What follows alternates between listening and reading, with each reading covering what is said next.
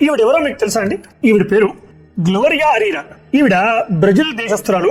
1974 జనవరి నెలలో గ్లోరియా అరీరా భారతదేశానికి వచ్చి స్వామి చిన్మయానంద, స్వామి దయానంద సరస్వతుల వద్ద భగవద్గీతను మరియు సంస్కృతాన్ని, పురాణ గ్రంథాలను 5 సంవత్సరాల పాటు అధ్యయనం చేశారు.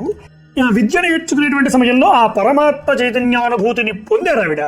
అయితే ఆ అనుభూతిని తన మిత్రులతో, బంధువులతో పంచుకోవాలనుకుని 5 సంవత్సరాల విద్యాభ్యాసం పూర్తి చేసుకుని ఆవిడ మళ్ళీ 1979లో బ్రెజిల్కి తిరిగి వెళ్ళారు. వెళ్ళి తన అనుభూతిని అందరితో పంచుకున్నారట ఆవిడ. అదే సమయంలో ఆవిడకు ఒక ఆలోచన వచ్చింది. ఆ ఆలోచన ఏమిటంటే, అక్కడి విద్యార్థులకు కూడా ఈ అద్వైత వేదాంత బోధనలు చేయాలని సంకల్పించుకుంది.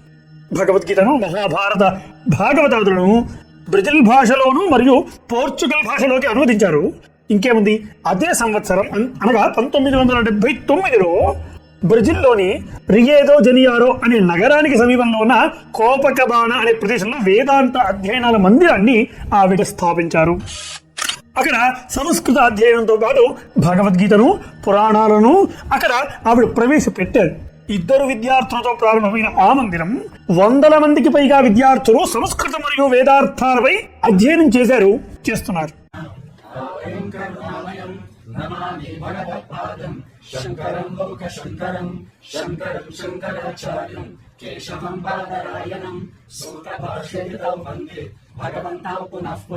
E também na Bhagavad Gita, porque a Bhagavad Gita é um reflexo das Upanishads. Existe, além disso, alguns textos conhecidos, estudados, e que as pessoas ouviram falar e querem. మరో ముఖ్య విశేషం ఏమిటో తెలుసా? భారతదేశానికి భగవద్గీత ఒక అధికారమని, భగవద్గీత లేని భారతదేశాన్ని నేను చూడలేనని 2009 నుండి ప్రతి సంవత్సరం భారతదేశ ప్రభుత్వానికి అనేక సిఫారసులు పంపింది. భగవద్గీతను జాతీయ నిధిగా ప్రకటించండి అంటూ ఒక విదేశీ మహిళ, ఆవిడ ఒక చిన్న ఉద్యమమే చేసిందని ఎంతమందికి తెలుసు చెప్పండి? ఇలాంటి ఆవిడకి తెలియదండి. భగవద్గీత మరియు వేదాంత విద్యకు ఆవిడ చేస్తున్నటువంటి కృషికి గుర్తింపుగా నరేంద్ర మోడీ గారి భారతీయ ప్రభుత్వం 2020లో ఆవిడకు అత్యున్నత పురస్కారమైనటువంటి పద్మశ్రీ అవార్డునిచ్చి సత్కరించింది. Nós passamos a palavra nesse momento à senhora Glória Arieira, é fundadora e diretora do Centro de Estudos Vidyamandira.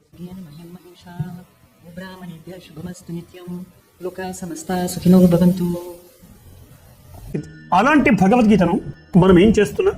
మన ధర్మానికి, మన గ్రంథానికి సంబంధం లేనటువంటి వాడు మన పుస్తకాలలోని ఔన్నత్యాన్ని తెలుసుకొని అందరికీ దాని యొక్క జ్ఞానాన్ని పంచే ప్రయత్నం చేస్తున్నాడు. మనం ఏం చేస్తున్నాం? చనిపోయిన శివాల దగ్గర భగవద్గీతను ప్లే చేస్తున్నాం. ఏంటిది? ఇది మూర్ఖత్వం కాదా? ఇది అజ్ఞానం కాదా? ఇది భగవద్గీతను అవమానించడం కాదా?